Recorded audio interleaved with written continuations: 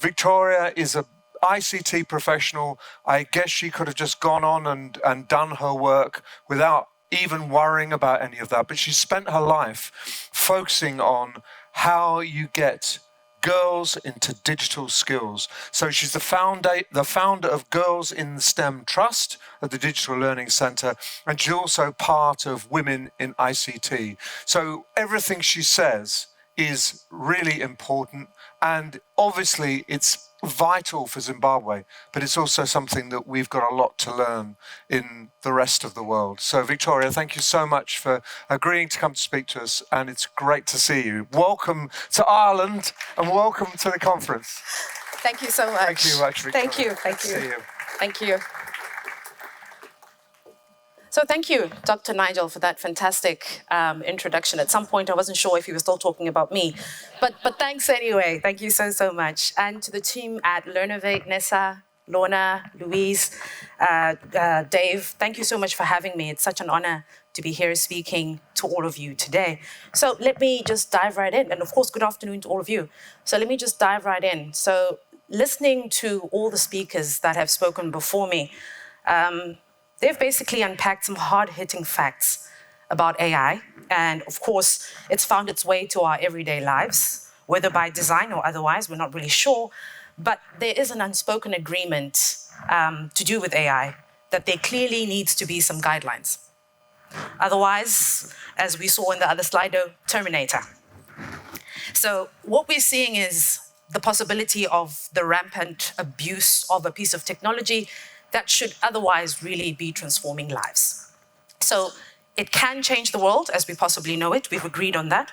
But as we continue to explore the many ways AI can be used for good, it's also important to understand, and really if we're being responsible, let's call out the blurred lines that have come up as a result of AI.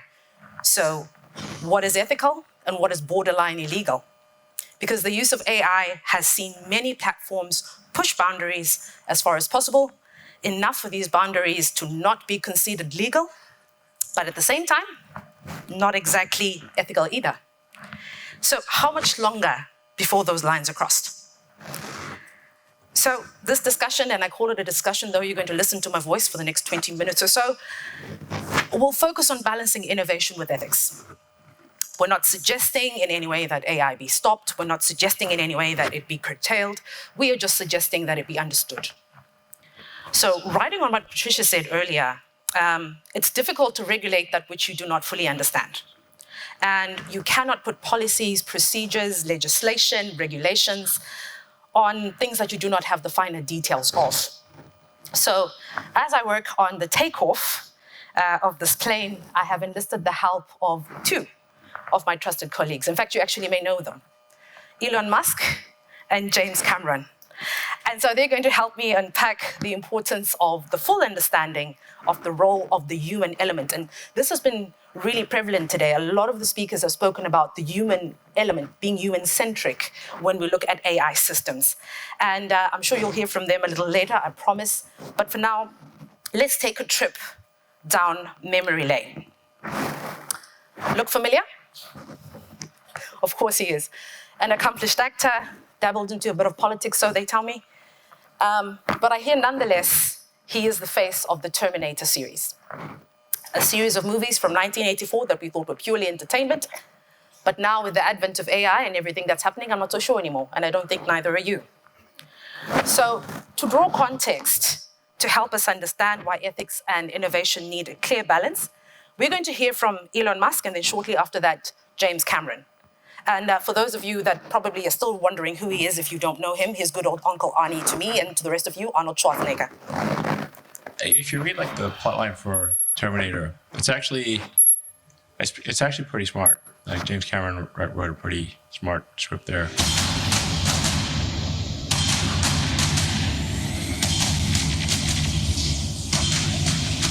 It's like, well, how did Cyberdyne Systems develop? Miles Bennett Dyson. He's the director of special projects at Cyberdyne Systems Corporation. In a few months, he creates a revolutionary type of microprocessor. In 3 years, Cyberdyne will become the largest supplier of military computer systems. So its primary thing is to defend against cyber attacks. This new computer virus is a tricky bastard. It's infected half of the civilian internet as well as secondary military apps. So develop an AI that can defend against cyber attacks. Sounds pretty reasonable. Sir, the Pentagon has proposed that we use our AI to scan the entire infrastructure, search and destroy for any hint of the virus. Well, once the connection's made, it should only be a matter of minutes. The system goes online on August 4th, 1997. Becomes self-aware at 2:14 a.m. Eastern Time, August 29th. What the AI did is, in order to defend itself, it propagated throughout the world to keep an eye on things, see what was going on. In which we put everything from satellites to missile silos under the control of a single computer system. The most intelligent system ever conceived. They didn't realize that it was that it was Skynet that was propagating through all these systems. And I said, okay, there seems to be something propagating through all these systems. Skynet, you need to stop it. You need to end it. Skynet fully operational, processing at 60 teraflops a second. Sir, it should take less than a minute to find the virus and kill it. And Skynet said, oh, you've asked me to destroy myself. You are the enemy. You must be destroyed. That's how Terminator actually goes. Judgment Day. The day the human race was nearly destroyed by the weapons they built to protect themselves.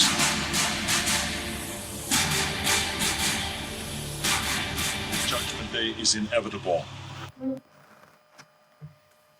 So in case we were wondering, that was really what was happening. So it's an AI system that was built to protect against cybersecurity threats.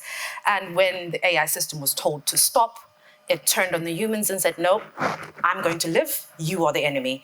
And so this is why I said purely at the outset, I'm no longer sure if this is entertainment anymore. How do we contain the AI? Let's hear from James Cameron. I warned you guys in 1984, and you didn't listen. Sure, look, I mean, you got to follow the money. Who's building these things, right? They're either building it to dominate market share. So what are you teaching it? Greed. Or you're building it for defensive purposes. So you're teaching it paranoia. I think the weaponization of AI is the biggest danger. I think that we will get into the equivalent of a nuclear arms race with AI. And if we don't build it, the other guys are for sure going to build it. And so then it'll escalate. And you know, you could imagine an AI in a combat theater, the whole thing just being fought by the computers at a speed that humans can no longer intercede. You have no ability to de-escalate. And when you're dealing with the potential of it escalating to nuclear warfare, de-escalation is the name of the game.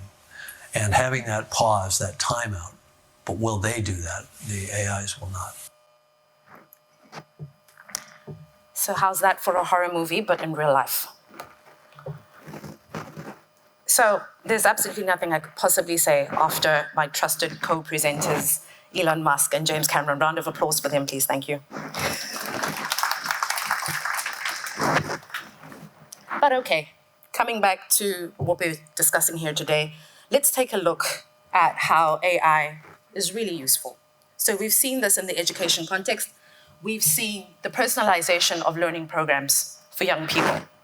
We've seen how important it is for us to understand that we learn at different capabilities, at different times, at different paces.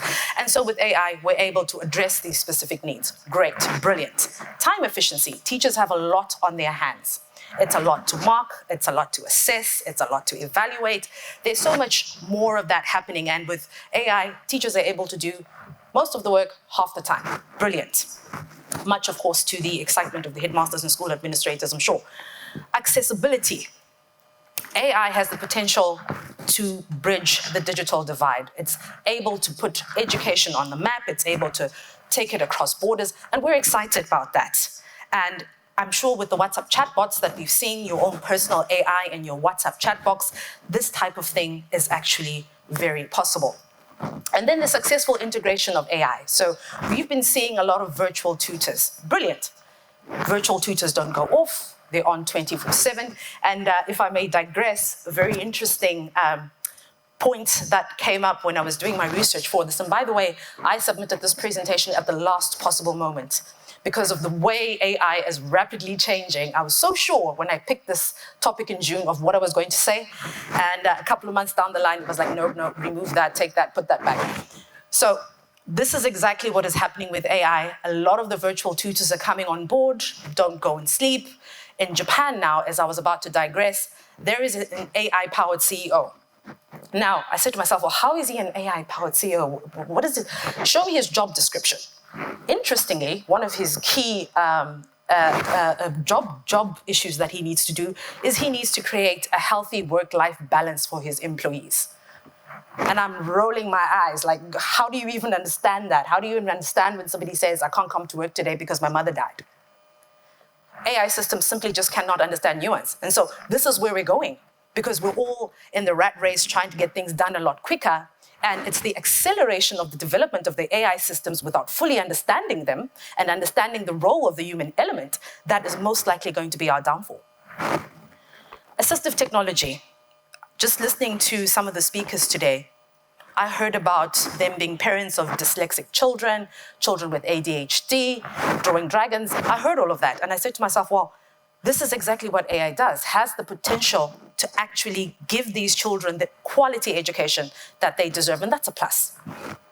Automated grading, again, much to the excitement of headmasters and school administrators, you're able to do high volume grading half the time.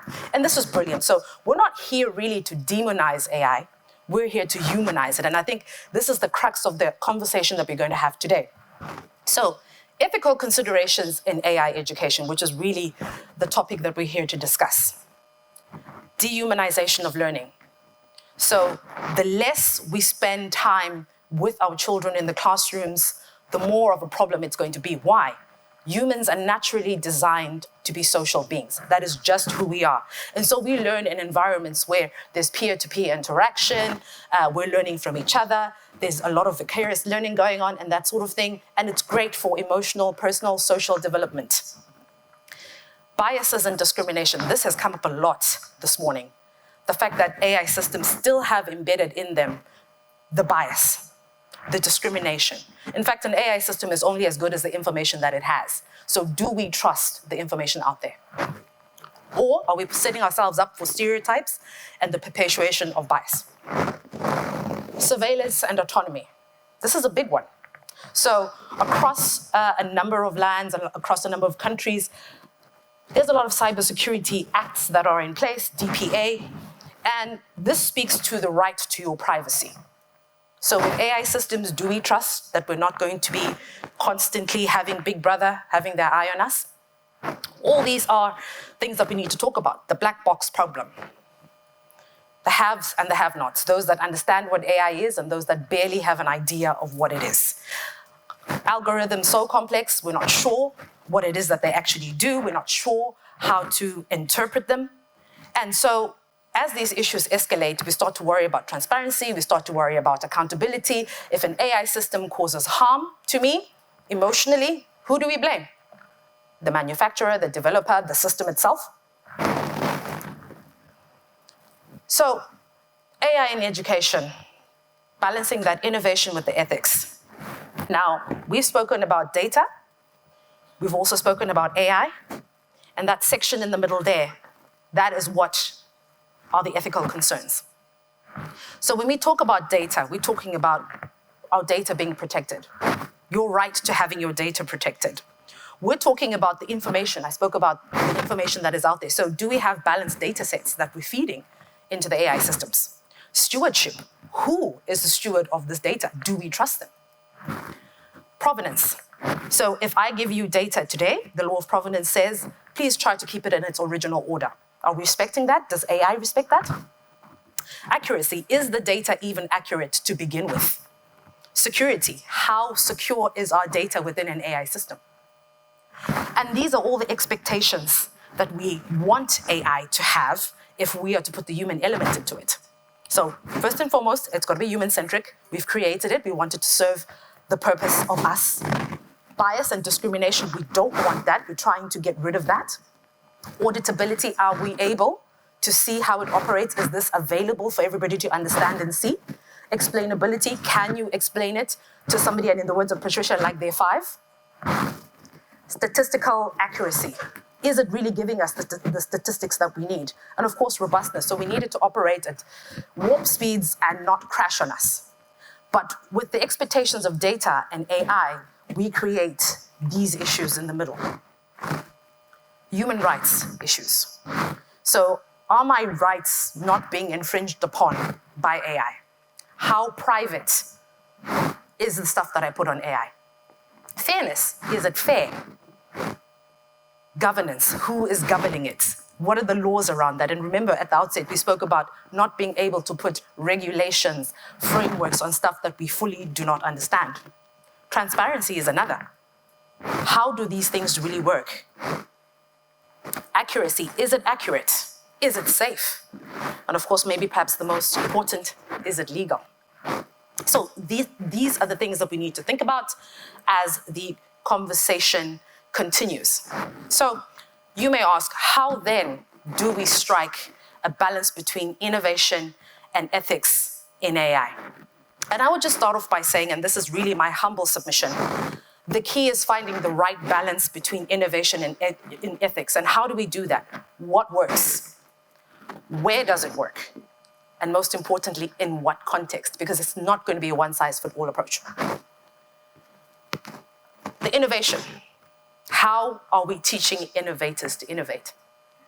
Are we actually saying innovate responsibly? Or it's, there's an incubator, there's an accelerator, just go in there and innovate. Because it's very important for educators to actually experiment with some of these technologies before they actually roll them out in their different schools. Why? Because it has an impact on the way the students learn. Privacy. So educational institutions have got to ensure that the students' data is safe, it's private, it's secure, and that whatever AI systems are there in the school, they do not violate these privacy laws. So we're trying to balance a lot of these issues as we continue to integrate AI into the system. And one of my favorite, train educators. Let's not assume that everybody understands what AI is. Let's give them the needed training that they need to be able to go into the classroom confident and able to implement AI into their teaching. Very responsible. And so ethics in AI for the teaching profession. So I'm actually very privileged to work with Camden Education Trust here in Ireland, and I'm actually happy that Bernard and Linda are here today. And through this continuous professional development program that's been running for 5 years, we were able to respond to the call of teachers by integrating ethics in AI for the teaching profession. And so this provides teachers and educators with the ability to sit and meet and talk and share experiences about how AI can be used in their various spaces. But most importantly, they're able to look at the resources that apply specifically in their schools. Now, I omitted to mention that this Women Empowerment Program has 455 alumni across the African continent. So what's happening in Morocco may not be happening in Zimbabwe, and what's happening in Zimbabwe is probably a different case to what's happening in Nigeria. And so it's so important to have everybody speaking about the use of AI in their respective communities and how we can get ahead of that curve. So as I work on landing this plane, sorry that we took off only 20 minutes ago, it was a short domestic flight. Drawing from the presentations this morning, we can agree that the common denominator in making AI what it is and what it needs to be is the human element, no doubt about it. So let's take time to understand the systems that we have created. And so it would be reckless of me to leave here without making any recommendations. So how do we come up with an ethical framework for AI education? And thank you to Deloitte Insights for this research. And they put it, really quite succinctly and to the point. Let's look at three main elements: impact, justice, and autonomy. So the moral quality of any learning resource or any technology depends on its impact at the end of the day. What is the consequences of introducing something? So we've got to look at it avoiding harm, so non-maleficence. And then, of course, we've also got to look at beneficence. So is it really serving the human population as it should? And then also we want to be treated fairly. This is why we have the justice system. So people should be treated fairly, and how do we do that?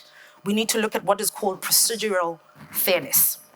So we're promoting fair treatment, and then we're also having a distribution of fairness as well with equitable outcomes. Then we also want to look at autonomy.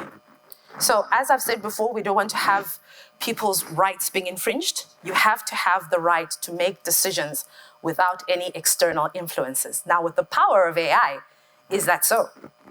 You're having conversations with the chatbot back and forth. You're looking for answers.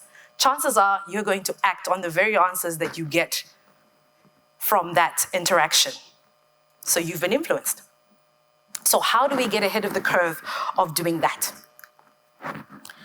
I leave that up to you. So, in conclusion, in the words of computer scientist Sandy Pentland, there has to be a human system that we live in. This has just got to be that. So we've discussed about how AI has the potential to revolutionize the education sector. But we agree that we've got to use it carefully, we've got to use it ethically, and most importantly, we have to understand the framework that it needs to operate in. That is not an AI issue, that is a human issue. And with that, I thank you. Thank you. If you stay just a minute. Sure. So is the solution to have one person allocated to that ethical role? You are in charge of that. Or is it a better system to have everybody taking ethical considerations? Everybody. It's an everybody issue. And, being in forums like this is really important because we all, like I said, we all come from different environments, we all come from different backgrounds. And the interchange of what's happening in your space is going to be different from what's happening in my space. And so that interchange most likely will come up with the framework that we need. Yeah, and you think best practice will boil up, that as one organization, people will learn from it, they'll move forward on that and move forward on that. So we will end up managing this okay. You're optimistic, are you? I'm optimistic because we've done this in other cases where we've sat down and said, we need a legal framework for that, we need a legal framework for that, and it works quite perfectly. But the thing is, let's not leave AI to its own devices. Yes, exactly. I wouldn't. To everyone's individual devices. Yes, it's all true. Thank you. Thank you so much. Thanks for your time. I appreciate it. Thank you very much.